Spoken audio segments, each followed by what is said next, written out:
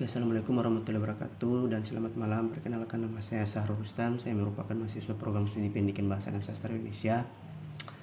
Di sini saya akan menjelaskan sedikit artikel yang saya baca yang berjudul Kajian Psikolinguistik terhadap Gangguan Berbahasa Autisme yang ditulis oleh Rahmanita. Sebelum kita masuk ke intinya, yang saya tahu itu bahasa merupakan sesuatu kajian linguistik yang dimana dikatakan sebagai sebuah sistem bunyi yang arbitrernya konvensional dan digunakan manusia untuk komunikasi. Itu menurut Murdi 2018. Nah, kita masuk ke gangguan berbahasa. Gangguan berbahasa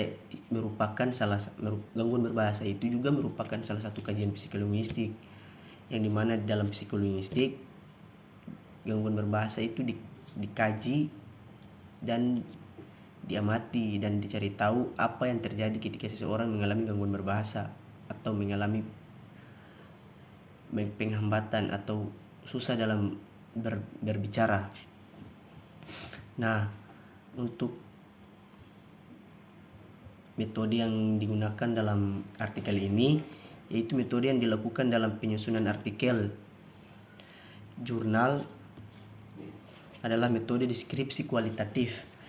Kalau dalam sastra, metode kualitatif itu yaitu yang dilakukan dengan cara menggunakan sajian yang berwujud deskriptif. Itu dalam Ratna 2017 dengan Edan Wahid Ratna 2007 dan Wahid 2017. Metode kualitatif dalam penelitian itu yaitu metode riset dengan memberikan penjelasan berupa deskripsi berdasarkan data atau berbagai referensi ilmiah. Penelitian kualitatif adalah penelitian yang menghasilkan data deskripsi berupa kata-kata tertulis atau lisan, orang-orang atau perilaku yang diamati, hingga menghasilkan suatu kesimpulan. Kesimpulan inilah yang menjadi hasil dan pembahasan pada artikel jurnal ini. Pada jurnal ini, data dan referensi berupa teori-teori dan berbagai sumber terkait psikolinguistik dan gangguan berbahasa autisme. Hasil: psikolinguistik merupakan salah satu cabang dalam linguistik makro. Penelitian psikolinguistik meningkatkan pada proses psikologi atau kejiwaan seseorang, pada pemerolehan dan penggunaan bahasa manusia. Itu menurut Nurjana 2018. Bidang kajian pada psikolinguistik antara lain komprehensif, yaitu kemampuan menangkap hal yang dikatakan orang lain dengan memahami maksudnya.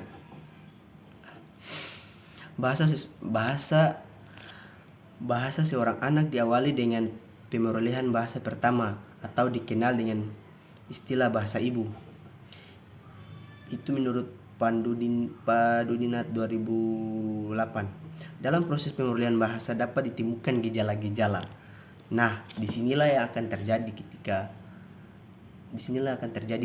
ketika seseorang mengalami kesulitan berbicara atau berbahasa.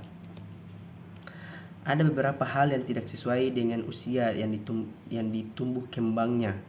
Gejala ini dapat merujuk pada beberapa diagnosis penyakit atau gangguan mental seseorang dalam berbahasa. Pada permasalahan ini, psikologis memberikan kajian yang pembahasannya yang pertama, definisi dan gejala autisme. Nah, seperti yang di judul tadi, bahwa di sini kita akan menjelaskan tentang gejala atau gangguan berbahasa autisme atau disebut dengan gejala autisme.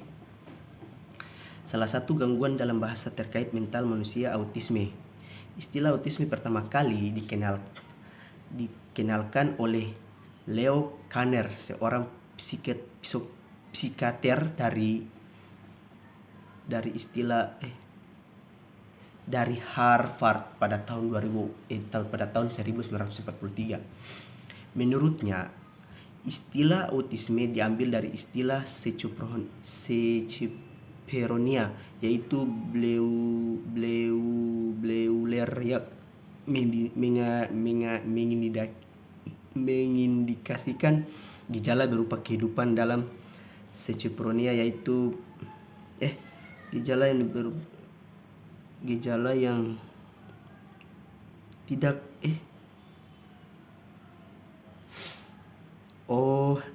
yaitu gejala berupa kehidupan dalam dunia sendiri tanpa mengharukan dunia luar. Dalam arti gejala autisme itu kayak seseorang dia susah berkomunikasi dengan orang lain karena dia kurang dalam bersosialisasi di dunia luar. Makanya ketika dia bertemu dengan orang, dia mengalami gangguan autisme atau gangguan berbicara yang ya bisa dibilang dia sulit untuk berbahasa atau berbicara dengan orang tersebut, orang yang di luar maksudnya. Nah, untuk dari semua artikel itu bahwa dari kesimpulan artikel ini bahwa gejala autisme itu belum didapatkan cara atau obat untuk menangani gejala tersebut. Namun dalam artikel ini menjelaskan bahwa gangguan berbahasa pada autisme sebenarnya dapat diatasi melalui terapi komunikasi atau terapi bicara. Terapi ini merupakan metode pembelajaran bahasa yang tidak hanya mengenai belajar bahasa lisan, namun tetapi juga bahasa tulis. Nah, ketika seseorang yang mengalami gejala autisme, kita boleh mengajak dia atau membuat dia atau mengajarkan dia bagaimana cara berbahasa agar tidak terjadi juga gejala autisme. Maksudnya melepaskan dia dari gejala autisme. Karena di sini kan itu sebagai salah satu terapi yaitu yang dimana dengan cara